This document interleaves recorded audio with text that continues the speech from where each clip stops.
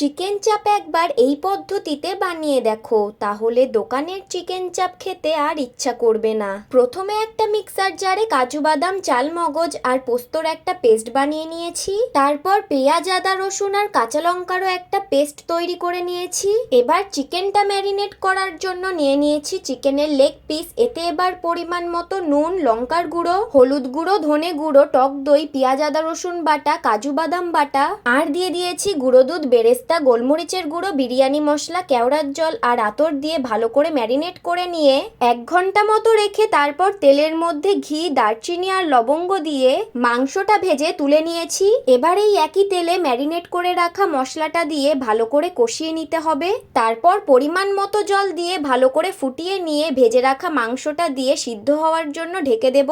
ঢাকা তুলে ভালো করে ফুটিয়ে নিলেই রেডি চিকেন চাপ। রেসিপিটা ভালো লাগলে অবশ্যই সাবস্ক্রাইব করে দিও।